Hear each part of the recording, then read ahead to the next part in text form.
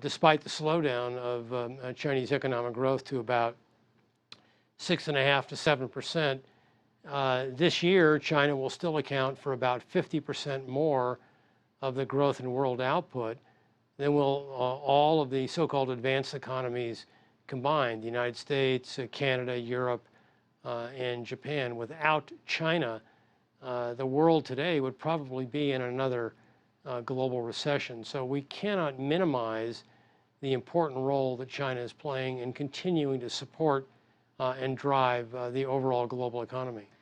So, Stephen, given this huge contribution to overall world economic growth, why is China, in effect, still fighting for more representative economic governance? Well, I think governance is very important. China and many developing economies feel that the Bretton Woods institutions, for example, the IMF and the World Bank, remain steeped in governance conventions that favor the rich countries of the developed world and are not as representative when it comes to the developing world. The G20 construct itself, which provides broader representation for major developing economies, is a very important step in rewriting the rules of global governance. The establishment of the Asian Infrastructure Investment Bank and other international institutions, pan-regional institutions that reflect greater representation of China and other Asian and developing economies are also important steps in putting global governance on a more even keel. And I think this is viewed as a very important aspect of the rethinking of globalization by many major developing economies.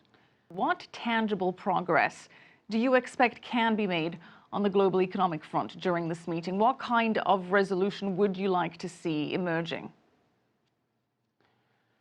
Well, I'd like to see, again, no generic recipe, but in the case of China, I'd like to see a real commitment to the development of a consumer-led growth dynamic that puts its saving to work in providing a sense of security and support to 1.3, 1.4 billion Chinese consumers. In the case of the United States, I'd like to see us do the opposite, to underscore our commitment to boosting saving and plowing that saving back into infrastructure, investment in human capital, manufacturing capacity. In the case of Europe, I'd like to see structural reform aimed at unshackling a European economy from the excess regulatory zeal of Brussels bureaucrats facing up to the impediments that are likely in a post-Brexit Europe. In the case of Japan, more productivity. So it's different for each country, but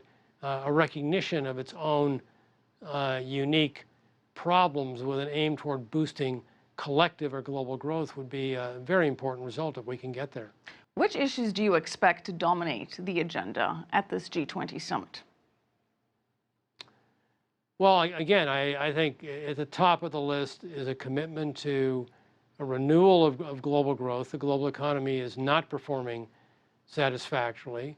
A commitment to free and open trade, as well as free and open cross-border flows of investment. I think those will be the major issues. And again, I think there will also be a renewed commitment to the fight against global terrorism, addressing climate change and global health matters. So it's a broad, multifaceted agenda. There's plenty on the plate of the leaders, and I think there will be broad agreement on many of these issues. The specifics, though, are going to be difficult in many respects, especially with respect to the growth agenda, to pinpoint with great precision.